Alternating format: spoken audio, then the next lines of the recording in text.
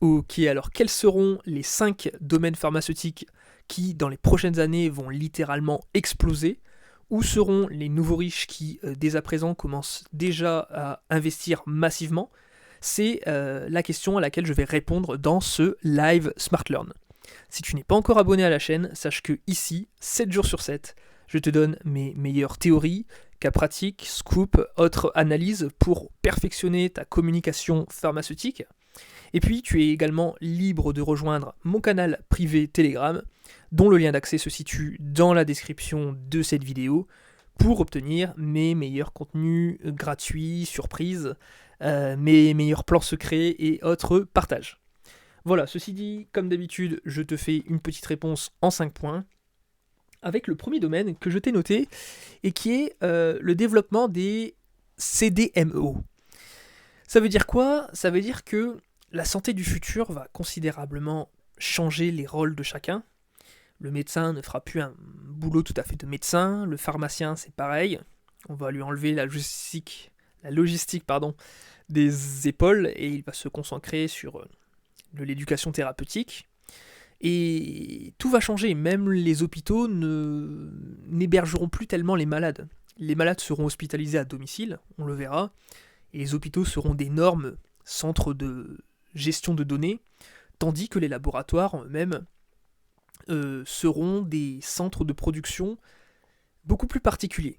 Je dis ça parce que le médicament de demain aura aura beaucoup moins de principes actifs, ce sera beaucoup plus davantage de petits volumes, et puis en fait ce qu'on va chercher à faire c'est transformer des énormes usines qui sont dites monoproduits, c'est-à-dire qui fabriquent en grosse quantité un seul type de produit, en des petites usines qui finalement seront multiproduits. C'est-à-dire que la chimie de demain sera beaucoup plus élaborée dans les prochains traitements. Et donc, il faudra se focaliser sur plein de petits médicaments, plein de petites thérapeutiques à haute valeur ajoutée. Donc, ça sera beaucoup moins industriel, au sens strict du terme, où il faudra vraiment passer sur, comme je te le disais, des usines multiproduits. Donc voilà pour ces transformations.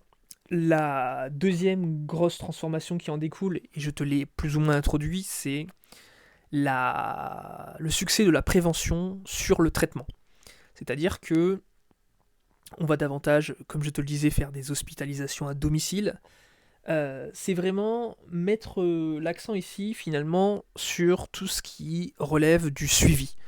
Les personnes qui vont s'engager dans tout ce qui est aide à l'observance, aide au traitement sur le long terme, tout ça, ce suivi des maladies chroniques, tout ça, ce sont des domaines qui vont énormément progresser dans les prochaines années. Avec l'âge de la population évidemment, et puis avec aussi tous les progrès de certaines maladies que l'on va réussir à éradiquer. Donc voilà, il restera finalement plus que ces fameuses maladies chroniques que l'on essaiera de gérer au mieux au domicile du patient. Troisième idée, c'est l'e-santé. L'e-santé, tu connais certainement ce qu'on appelle la réalité virtuelle, l'intelligence artificielle, la formation des pros de santé aussi, tout ce qui est en distanciel. Moi, tu vois, par exemple, j'ai 20 formations qui sont principalement destinées aux cadres pharmaceutiques, aux professionnels de santé, pour leur faire acquérir pas mal de compétences dans d'autres domaines annexes qui peuvent leur servir professionnellement. Mais c'est aussi la e-santé, tout ce qui est objets connectés. C'est énormément de pans en fait. Je pense à pas mal d'idées en tête, tout ce qui est nouvelles applications, nouveaux logiciels, tout ça évidemment, ce sont des startups qui vont donner de grands coups d'élan dans la santé de demain. Voilà pour la e-santé. C'est aussi évidemment ce qui en découle la fin de plus en plus de brevets, c'est-à-dire de monopoles des industriels qui perdent finalement leur droit sur une molécule, et on appelle ça tomber dans le domaine public. La molécule, finalement, tout le monde peut la produire. À partir d'un certain temps, si tu veux, on peut prédire qu'à une certaine période, on va avoir une perte massive de brevets, et donc toutes les personnes qui vont fabriquer, développer des génériques, ce seront les rois du pétrole. Donc voilà, typiquement c'est ce qui se passera. Les industriels, comme je te le disais, vont se reconvertir beaucoup plus dans le suivi, l'accompagnement, la valeur ajoutée importante dans les maladies chroniques, et finalement les génériques seront fabriqués en masse.